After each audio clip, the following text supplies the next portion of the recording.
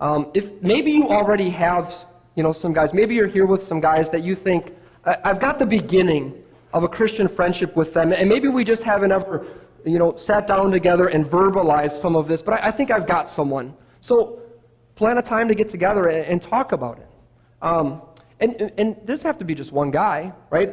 In seminary, you go to school and we live together for 7 years, some guys for 12 years as we going through school. And I found out that I went to different friends for different things. This guy over here, I went and talked to him about money. That guy, he couldn't keep a checkbook. So this guy, I'll talk to him about money, but I talked to this guy over here about my girlfriend problems. And I might talk to this guy over here about not sure about being in ministry or what. Different guys for different things, but clarify that. If you don't have someone, where can you find them? Maybe they're here with you.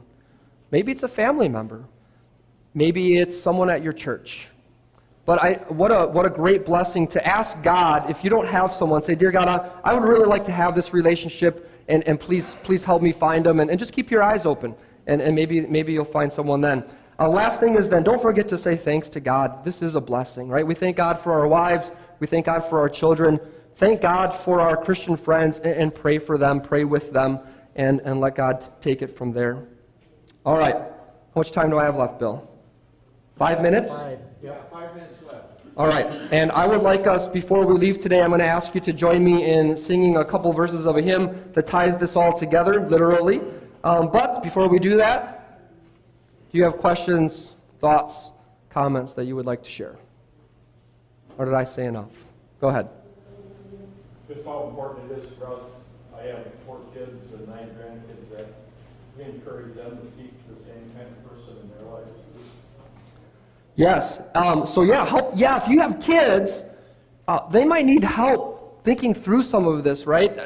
It's going to be hard for a younger person to understand the necessity and the maturity it takes to talk about some of this, but certainly lead them through it. And important for kids too. As soon as kids get to be about middle school, and we all naturally want to kind of pull away from our parents, who are the other influencers?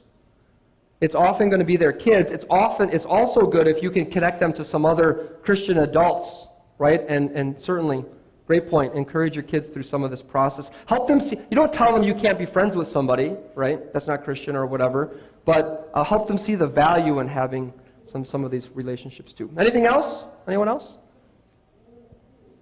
All right, if you have anything else, you're certainly welcome to come up to me after. I'm going to say a quick prayer, and then I couldn't find Wells' video, but I'm going to ask you to join me in singing a couple verses of "Blessed Be the Tie That Binds," and the video will lead us. But I'll pray first.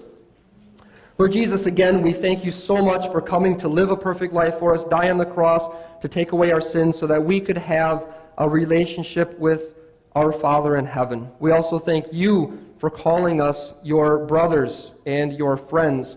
And we ask, Lord, that you would give us other Christian brothers with whom we share the bond of faith that can strengthen us with your word. We can celebrate your blessings. They can comfort us in difficult times. They can help us confess our sin when appropriate and fight against temptation.